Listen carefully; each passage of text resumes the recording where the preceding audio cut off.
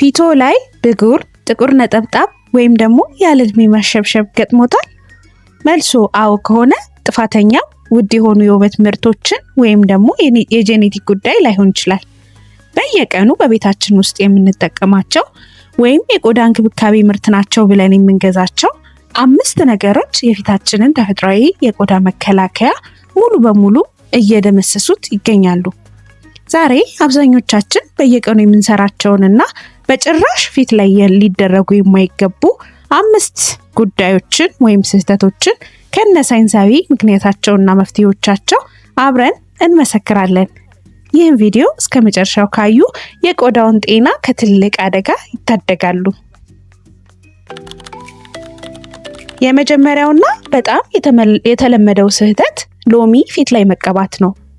ብዙ ሰዎች ሎሚ ፊትን ያጠራል፣ ብጉር ያጠፋል የሚል ወሬ ሰምተው በቀጥታ ፊታቸው ላይ ይቀቡታል።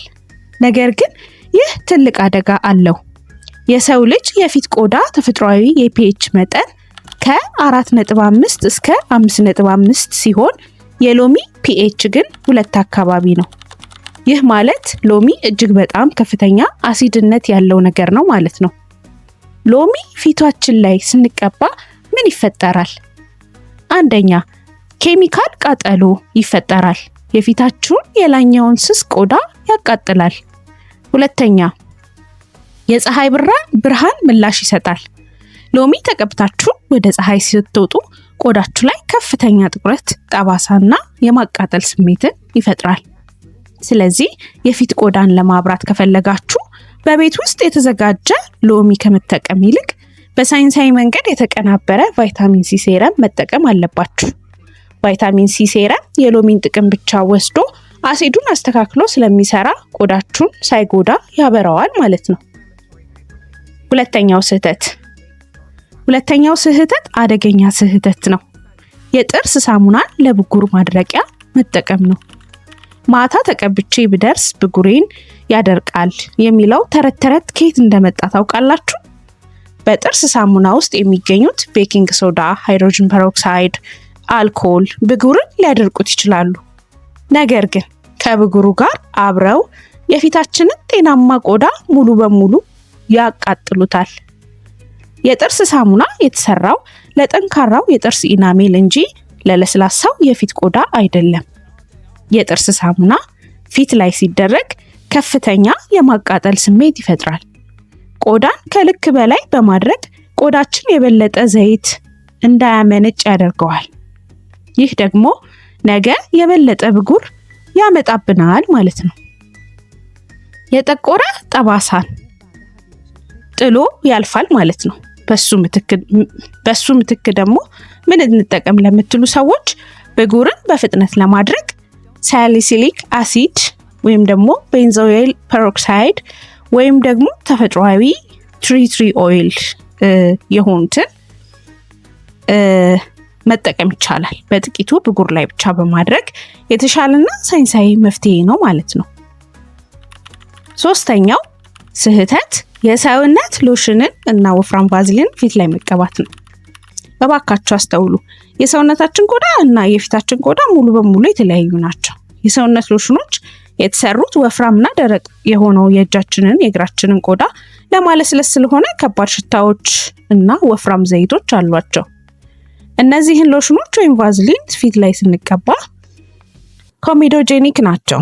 ማለትም የፊታችንን ቀዳዳዎች ሙሉ በሙሉ ይደፍኗቸዋል። ቀዳዳዎች ሲደፈኑ ደግሞ አንደኛ የውስጥ ብጉር ይፈጠራል፣ ሁለተኛ ነጭና ጥቋቁር ነጠብጣቦች ይበዛሉ ማለት ነው።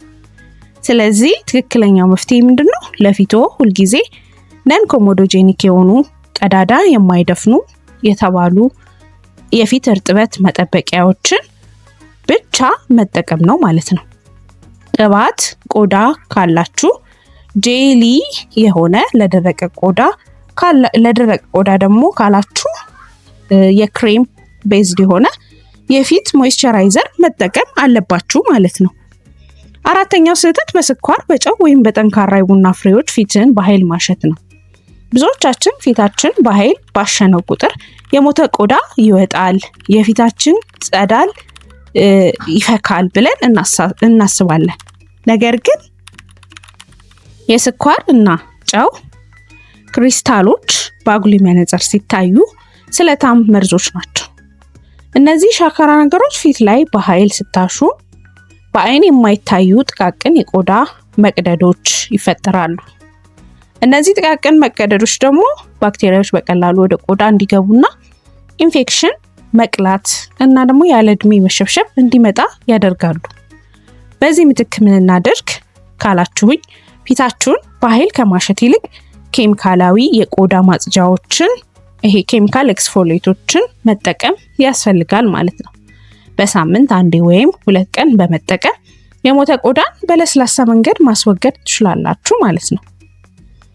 ሌላው 5ኛው ስህተት ምንድነው?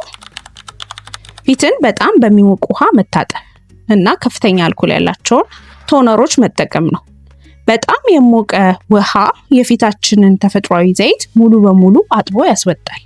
ይህ ሲሆን ቆዳችን ድርቅ ይላል፣ ይላጣል፣ እንዲሁም የቆዳ መከላከያ ሽፋኑ ይጎዳል ማለት ነው።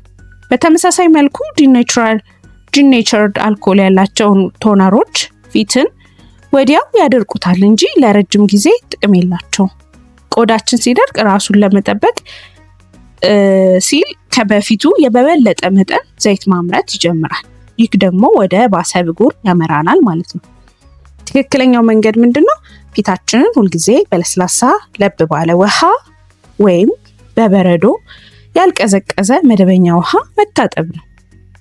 ቶነር ስትገዙ ደግሞ አልኮል የሌለው መሆኑንና እንደ ሃይድሬቲንግ ኢንግሪዲየንት ያለው እንደ ሃይሎሮኒክ አሲድ ወይም ደግሞ ሮዝ ወተር ያላቸውን መምረጥ አለባችሁ ማለት ነው።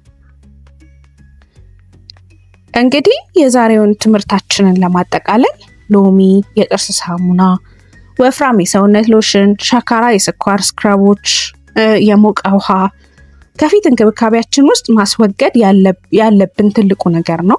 የፊታችን ቆዳ በጣም ውድና ስስ ስለሆነ በጥንቃቄ ልንንከባከበው ይገባል።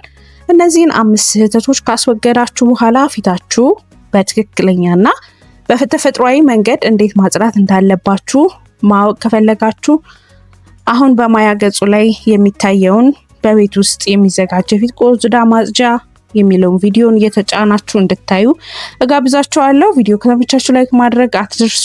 ለወዳጅ ዘመዶቻችሁ ሼር አድርጉላቸው። በሌላ ቪዲዮ እስከምንገናኝ ድረስ ሰላም ሁኑ።